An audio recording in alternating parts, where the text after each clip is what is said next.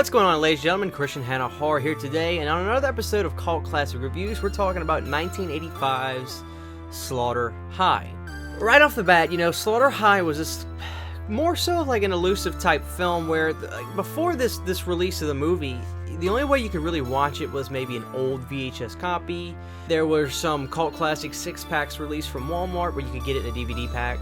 And the trouble with that was the releases were so grainy and dark. It was a labor to try to watch the film. Oftentimes, you really couldn't even tell what was going on. It was just the worst transfer I'd ever seen on a low-budget movie. Knowing that it wasn't a restoration, I understand, but it was remarkably bad. That's the way to put it. It was so dark and grainy.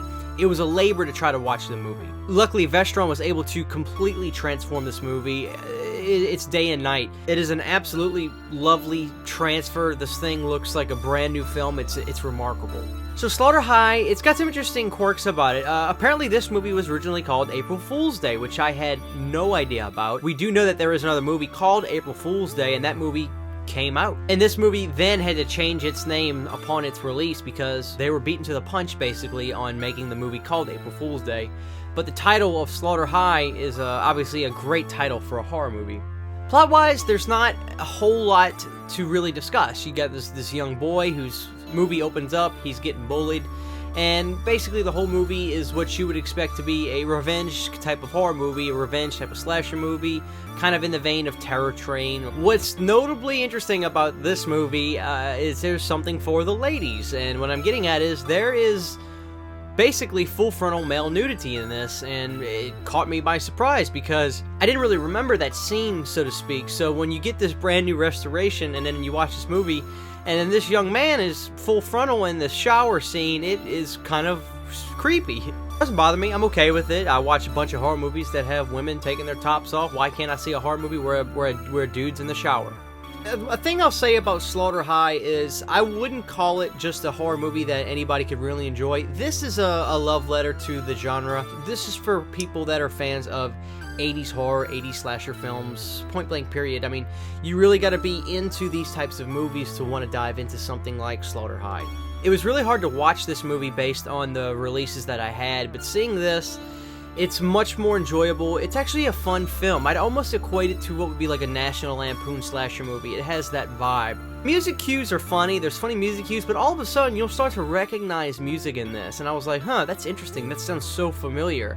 Well, I go to look on the back of this and I realize Harry Manfredini did the music for Slaughter High. So it's interesting to have some familiar faces involved with this. When it comes to gore, when it comes to kills, this movie's going to deliver on that level. It's fun, but it's still a slasher movie, so blood and guts are aplenty. There's a mystery going on, who's killing who. That's really all I can say about the movie. I don't want to give away the ending because it's a twist ending, but I didn't see it coming. As far as the movie itself, this is the only way to watch this movie. I mean, if you've got those old DVDs from Walmart that had this movie in a 6-pack, just put that on the shelf. If I could recommend any Vestron release out there, it would be this, because like I said, this movie completely got transformed. So when it comes to the release of this movie, like I said, I can't emphasize enough how fabulous it looks. The sound on this as well is absolutely incredible. The sound just sounds really good. It's crisp, it's clear, it's stereo sounding.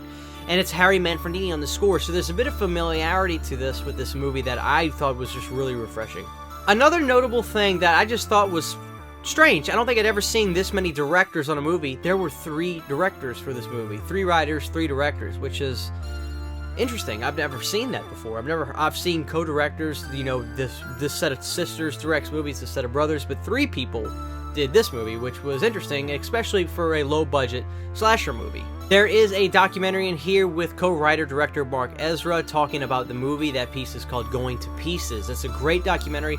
That's where I learned about, this movie was called April Fool's Day, and then they had to change the name.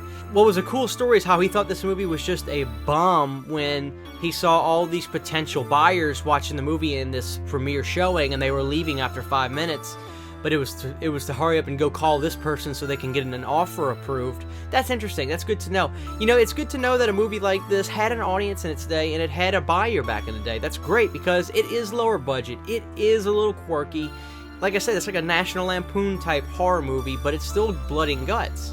You've also got an interview with Carolyn Doddsville, who was in this movie, and what was incredible is that she was in her 30s playing a teenager, but I believed it. I mean, she looked like she was maybe 22 or 23, and she was very sweet in here. It's so good to see that she's such a good sport about this movie. She's actually proud of this movie, and she loves when people talk to her about it. So when it comes to Slaughter High, like I said, it's fun, I love it, I enjoy it, but it's definitely for the hardcore type horror movie fans. An emphasis on saying if you're gonna get a Vestron video release, I highly, highly recommend getting this one, because this is the first time we've seen this movie look this good, ever. So there it is with Slaughter High. I give it like a 3.5 out of 5 stars for being a good horror slasher movie. It's definitely got some issues. It's obviously not a perfect movie, but it's fun. It's a popcorn, have fun with your friends flick, drink a beer flick. It'll make you laugh, but it's also got some good blood and guts in it with a funny cast. Pick it up from Vestron Video if you guys are interested. I'll be sure to leave a link in the description below for my Amazon affiliate link. As always, this is Christian Hannah Horror saying we'll see you guys next time.